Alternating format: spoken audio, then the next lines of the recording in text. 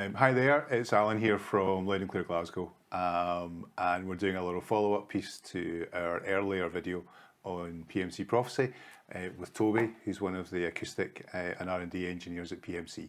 So I've got my lovely new PMC Prophecy loudspeakers. You're a very lucky man. I've taken them out of the box, I've put them in my listening position, I've plugged them into my amplifier, I've let them run for...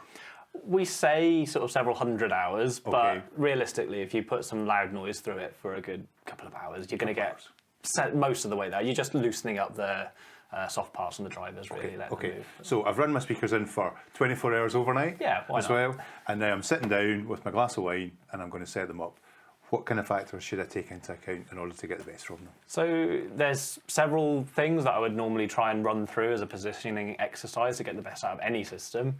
The first is, one, making sure that as much as possible you're set up symmetrically in your room. So you want to make sure that the speakers are the same distance from sidewalls as each other.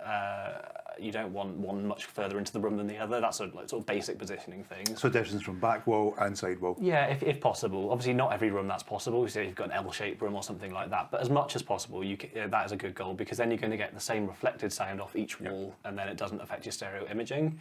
And then in terms of key listening position, I guess what you're going for is an equilateral triangle with roughly as a starting apex point, and the speakers at the other two corners. Yeah, you can actually, if our speakers are quite wide dispersion, and what we find is you can actually sometimes push that a little bit closer, or push the speakers a bit wider and it's something to experiment with, but that can enhance the stereo width a bit, give you a little bit more of that spaciousness.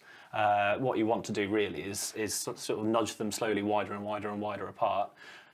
Keep listening in that listening position, and then paying attention to make sure you've still got a good strong center image, but then keep pushing it wider and wider. The moment that central image starts to sort of spread out and stop being focused, then just bring them back in a little bit. And that point you'll often find is a bit wider than an equilateral triangle, but start with an equilateral triangle and then see how you go from there. Then there's toe in. So well, we've skipped past having them off the sidewalls. We can push them right up against the back wall if you have to, but you'll find that you get the best performance, best smoothest bass, and the best imaging if you just bring them a little bit off the back wall, especially off the sidewalls. I mean, certainly from an installer's perspective, we found we can run these quite close to the back wall. There's obviously no rear porting. No, exactly. So you're not running into them, so you're not running into that boundary reinforcement as much. The bulk of the energy is obviously coming out the front of the cabinet, so we have found them. You can run them a little bit closer than you ordinarily would. That's exactly. What would you reckon a minimum? 150 mil, 200 mil? Yeah, I mean, obviously you've got to fit your cables on the back as well. But if you can get them further than that, that's great. But if you can't, literally 100 mil or something like that, you can get away with it. It's not going to suddenly not sound like a speaker. It's not going to suddenly destroy the sound field. But And again, I guess the distance from the back wall, the closer you are to the back wall, you'll tend to get a bit of boundary reinforcement. So a bit more weight in the bass. That's it. And then as you move out, you tend to get a bit more opening of the soundstage. That's it. So you're sort of having a trade-off between a bit more bottom end and a slightly more refined and detailed soundstage. So just play around with that. And then, so once you've got your positioning, left, right, forward, front, back sort of set up, the next thing is toe in. So we typically say start off with the speakers. If you draw an imaginary line directly from the front of each speaker, you want those two lines to cross over about 1 metre behind your head. So it's not directly pointing at your head, it's just slightly out from that, but also not straight down the room. But again, every room's different. Every person has a specific desired sound that they want to get, and you can slightly adjust the tonal balance by rotating them in and out. So just fine-tune by ear, really. The main thing is listen, experiment, and decide what sounds best for you, because everyone wants a different thing. One of the things we quite often do from an installation point of view is, rather than spike the speakers straight off, what we'll do is pop a couple of magazines underneath the speakers, and that allows you to really easily move them backwards and forwards and side to side until you get that close position.